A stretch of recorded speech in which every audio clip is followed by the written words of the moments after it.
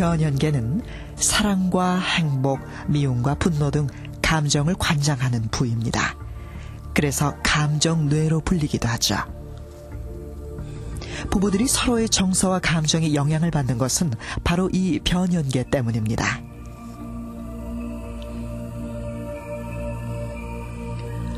이뿐만이 아니죠. 호흡, 심장박동, 혈압, 수면, 호르몬, 심지어 면역 기능까지 변연계는 생리적 균형도 주관합니다. 곁에 있는 누군가와 생리적, 신체적 영향을 주고받는 이유도 여기에 있습니다. 그래서 오랜 세월 함께한 부부는 한 사람이 아플 때 다른 한 사람도 따라서 아프기도 합니다. 사랑에는 우리가 모르는 의미와 영향력이 있습니다. 사랑은 우리도 모르는 사이에 서로의 생리작용을 조절해 주지요. 우리가 인식을 하든 인식을 하지 못하든 사랑은 서로에게 영향을 주는 작용을 하는 것이죠. 세월이 흘러가네 흰 머리가 늘어가네 모두가 떠난다고 여보 내 손을 꼭 잡았소. 세월 속에서 부부가 공유하는 것은 추억만이 아닙니다. 감정과 정서를 나누고 서로의 생리작용을 조절하고 그 의존도는 우리가 생각하는 것 이상으로 엄청납니다. 인생은 그렇게 흘러 황혼에 기우는데 다시 못 올라 그 먼 길을 어찌 혼자 가려 하오 여기 나를 홀로 두고. 그런 대상이 사라진다면 그것은 아마 상상조차 하기 싫은 고통이겠죠. 여보 안녕히 잘 가시게 여보 안녕히 잘 가시게.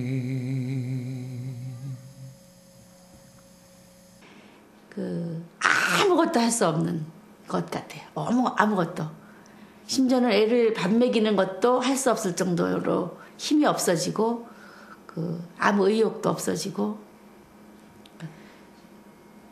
죽은 거나 마찬가지의 어떤 순간은 그럴 것 같아요. 세상을 다 잃는 거지 뭐. 아무도 그만 욕심 없는 거지. 그럴 때는 혼자 사는 사람은 욕심 없습니다. 함께 살다 함께 죽게 해달라는 기도를 갖게 해요. 누가 먼저 오래 뭐 잠깐 사이를 두고 죽는 건 괜찮은데 오래 혼자 남는 건 별로 안 좋은 것 같아요. 그래서 기왕이면 그야말로 100년 해로 하다가 이렇게 건강하게 100년 해로 하다가 죽는 게 참 좋겠다라는. 물론 생계가 똑같이 같으면 편안해요. 근데 그게 인력으로 할 수 없는 일이고 그야 희망적이지 그 실현할 수 없는 일 아니에요. 그러니까 그런 생각은 다 있지만 할 수 없지 운명은 내가 부채쪽 없다 그렇게 생각하고 있을 뿐이죠. 하지만 운명은 현실로 다가오기도 합니다. 오랜 세월 함께한 부부에게 배우자를 잃는 것은 한 세상을 잃는 것과 같습니다. 때로 그 엄청난 슬픔의 감정은 남은 배우자의 삶마저 앗아갑니다. 금실이 좋을수록 어느 한쪽이 죽으면 남은 한 사람이 금방 따라 세상을 떠난다는 세간의 이야기는 근거가 있습니다. 인간의 행동 특성에서 나온 흥미로운 현상이 있습니다. 25년, 30년 아주 오랜 시간을 함께 해온 부부관계에서 한쪽 배우자가 죽었고 이들의 연령이 60대, 70대인 경우 사별하고 남은 배우자도 그 후 6개월 내지 1년 사이에 따라 죽는 경우가 많이 발견됩니다. 대개 암이나 면역 체계의 약화가 원인입니다. 사랑하는 사람을 잃는 것은 단순히 슬픈 감정으로 그치지 않습니다.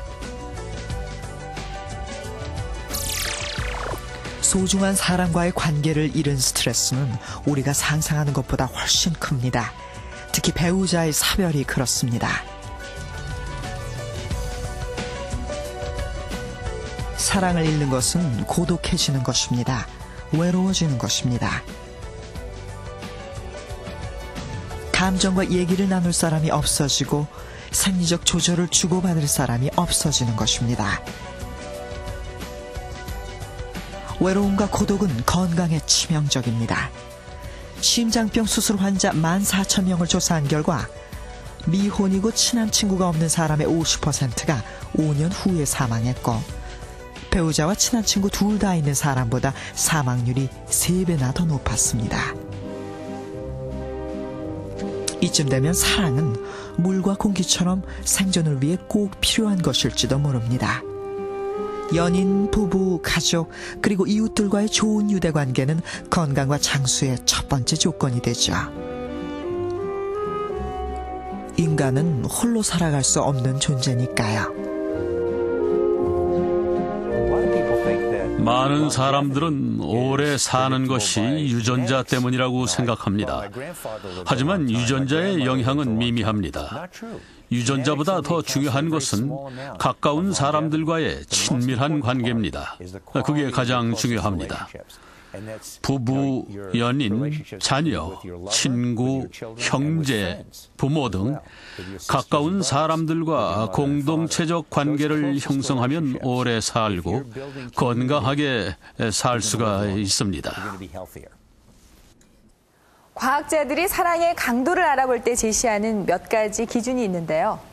여러분은 어떻게 답하시겠습니까? 진정으로 당신을 배려해주는 사람이 있습니까?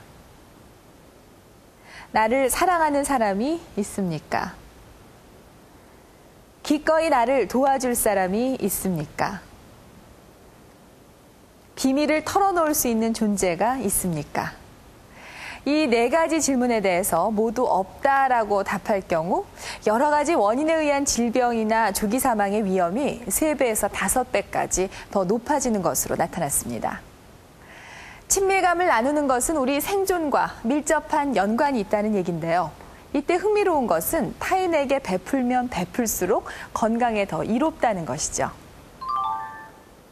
선행의 치유력이라는 책입니다. 이 책의 저자 앨런 룩스는 봉사자의 90% 이상이 기분이 아주 좋아지는 희열감을 느낀다는 사실을 알게 됐습니다. 그는 이런 상태를 헬퍼스 하이라고 부르는데요. 책의 저자 앨런 룩스의 얘기를 한번 들어보시죠. 낯선 사람들을 돕고 돈이나 옷가지를 기부하는 대신에 사람들과 개인적 교류를 가지며 한 달에 평균 8시간 정도 봉사활동을 하는 사람들은 그렇지 않는 사람들에 비해서 스트레스를 훨씬 더 적게 받는다는 결과가 나왔습니다. 그들은 왜 다른 사람을 도울까요? 봉사활동을 하는 동안 그들은 아주 기분 좋은 느낌을 가졌기 때문인데요. 우리는 이 현상을 헬퍼스 하이, 즉 봉사의 희열이라고 부릅니다. 네, 남을 돕고 난 후에 기분이 좋아지고 스트레스가 줄어든다는 앨런 룩스의 주장, 정말 놀랍기만 합니다. 과연 대가 없이 베푸는 이타적인 사랑에는 또 어떤 힘이 숨어 있을까요? 사랑에는 많은 종류가 있습니다.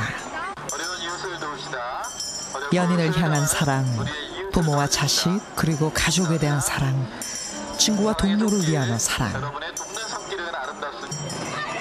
그리고 얼굴 한 번 본 적 없는 타인을 위한 사랑도 있죠.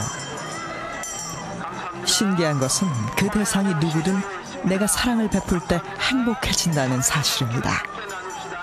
타인을 위해 작은 정성을 보탤 때도